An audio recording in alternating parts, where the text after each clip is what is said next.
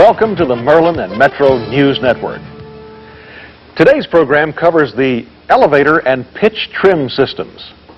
The elevator system is totally mechanical, while pitch trim is totally electric.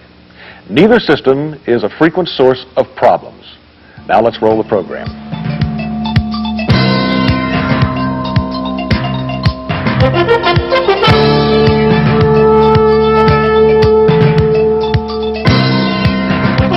The elevator control system is mechanically operated through pilot actions. A control column is in front of each pilot. The control column is mounted on bearings located in the fuselage structure. A push-pull tube transmits the fore and aft movement of the control column to an elevator walking beam located below the pilot and co-pilot's feet. The walking beam is mounted in bearings that allow it to pivot about the center line of the aircraft. Pulleys at each outboard end of the walking beam are used to route standard aircraft control cables to a nearby attachment. The other end of these cables travels aft to the elevator quadrant. As the walking beam pivots due to control column movement, it will impart this fore and aft motion to the control cables. The control cables run through the fuselage and up into the vertical stabilizer. Because the cables are leaving the pressure vessel at this point, pressurization seals are installed. Inside the vertical stabilizer, an elevator quadrant is used to connect both elevators to the control cable system. As the walking beam pivots, it will raise and lower the elevator quadrant, which in turn raises and lowers the elevators. The quadrant incorporates stops that contact a casting installed on the vertical stabilizer aft spar. Push-pull tubes connect the quadrant to each elevator torque tube. The elevators are attached to the aircraft through hinges. Each consists of bearings mounted on a hinge support. These supports are bolted to each horizontal stabilizer aft spar. Each elevator uses two of this type of hinge. The most inboard hinge support for each elevator is part of a cast assembly that also supports the quadrant. This assembly is sometimes referred to as the bird cage. One thing a mechanic soon learns about the Merlin and Metro aircraft is that it requires considerable force to pull a control column back while the aircraft is on the ground. The elevator system is literally spring-loaded to the down position. A large spring is installed under the fiberglass dorsal fin. The spring is connected to the down side of the elevator quadrant through a control cable. There is also a large lead weight connected to an arm on the front of the control column. Gravity acting on this weight also tends to pull the control column forward. Both of these devices are installed to improve the flight stability of the aircraft. A dampener is also connected between the control column and the pedestal. This unit contains a piston that is forced to move through a viscous fluid. It allows slow, steady movement of the control column, but resists quick or jerky movements. It is also installed to improve the flight characteristics of the aircraft. Unlike the manually powered aileron and rudder trim, pitch trim is accomplished through an electrically powered moving horizontal stabilizer. A pitch trim actuator is installed under the dorsal fairing near the front of the horizontal stabilizer. A pivot is installed on the vertical stabilizer aft spar. A fail-safe dual bolt secures the stabilizers together, while providing a pivot point as well. The pilot and co-pilot control the movement of the stabilizer through the use of switches installed on the control wheels. An indicator allows the pilots to determine the position of the stabilizer. Two audible warning systems are installed. Sonar alerts installed above the pilot and co-pilot's heads will sound whenever power is being applied to the pitch trim actuator.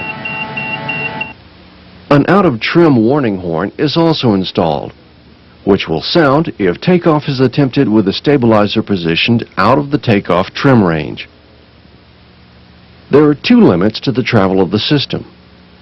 A set of airframe installed switches limits the travel electrically, while internal mechanical stops limit the absolute travel of the actuator. The system must always be rigged to reach the electrical stops prior to reaching the mechanical stops.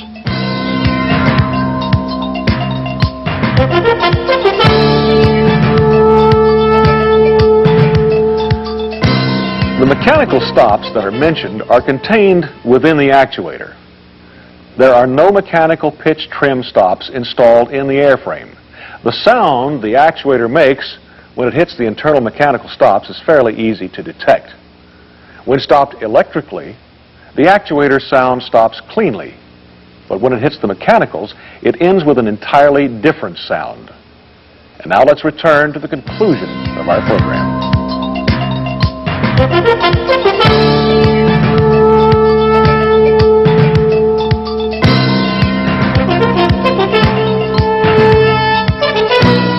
Because of the pitch trim system's importance to safety of flight, the system has been designed with fail-safe in mind. The pitch actuator is really two completely independent units contained in one housing. Each unit drives its own non-reversible jack screw, either of which is sufficient to carry the load. The electrical control system also consists of two completely independent systems. The wiring for the system is run separate from all other wiring, as well as from itself. The pilot's and co-pilot's system wiring to the actuator is run separate from itself as well. Each control wheel is equipped with two switches, both of which must be moved to operate the system.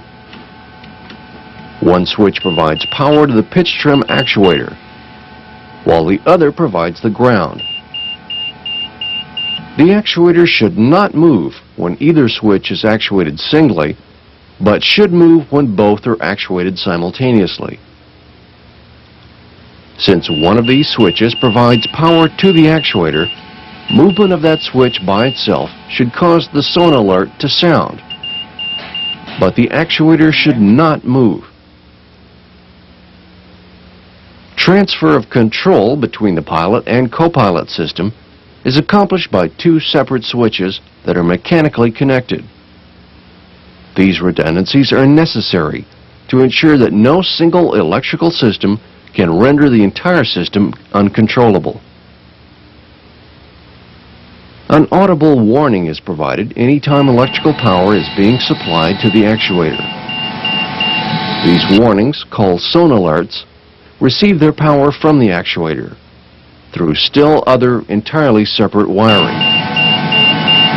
An auxiliary trim switch is installed in the center pedestal as well. This switch is wired in parallel with the co-pilot switch.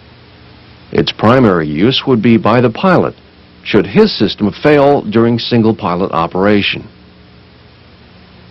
The aux trim switch is wired so that it will override any other trim inputs from the co-pilot's trim switch. Located in the vertical stabilizer are the pitch trim limits switches and pitch trim indicating system potentiometer. 4 separate switches are installed, which consists of an up and down limit switch for the pilot's and co-pilot system. A rod connects the horizontal stabilizer and a flapper within the switch assembly. The trim indication potentiometer is mechanically attached to this flapper as well. As the stabilizer moves, it will cause the flapper to move as well. The resulting rotation of the potentiometer will be used as a signal by the pitch trim indication system, so that the pilot may be constantly aware of stabilizer position. When the stabilizer nears the limits of its travel, the flapper will be driven towards the respective limit switches. The limit switches are normally closed units. When actuated by the flapper, they will open, which will remove power from the actuator and stop its travel. After control over the system, probably the next most important item is determining the position of the stabilizer.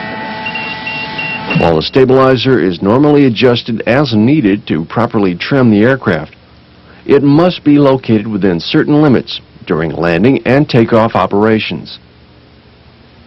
The indication system that powers the pitch trim indicator also powers the out-of-trim warning system as well. Using switches that sense the position of the power levers, switches that sense the weight on the main wheels, and circuitry that senses the position of the stabilizer, the system will sound the out-of-trim warning horn anytime both power levers are moved beyond flight idle, with the aircraft on the ground and the stabilizer out of the takeoff and landing range. The stabilizer position is determined through the use of a potentiometer that is mechanically located in the same assembly as the trim limit switches. A pitch trim control box installed in the right-hand side console monitors the position of the potentiometer. As the stabilizer moves, the resistance of the potentiometer changes.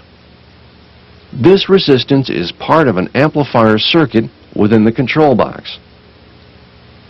The control box provides two outputs. One is used to power the pitch trim indicator, while the other powers the out-of-trim warning horn. A separate amplifier circuit within the control box is used to power the out-of-trim warning. Switches installed in the pedestal are used as a means to sense power lever position. The landing gear squat switch relay system is used to disable the out-of-trim system during flight. Adjustments are provided to trim the indication and warning horn operation to match the travel of the stabilizer. This circuit monitors and displays the travel of the pitch trim system, but is totally independent of the control system. The Stability Augmentation System, or SAS, also interacts with the elevator system. An additional set of pulleys is installed on each side of the elevator walking beam. 3 32nd-inch cables are routed around these pulleys and secured to the aircraft structure very near the attaching points of the main elevator cables. These stick pusher cables, as they're usually called, are routed aft to a device called the SAS servo. The cables are then wound around a capstan installed in front of the servo. This arrangement will allow the SAS servo, when actuated, to pull the control column forward if flight conditions dictate. A complete explanation of this system and its operation is contained in the program on the SAS system.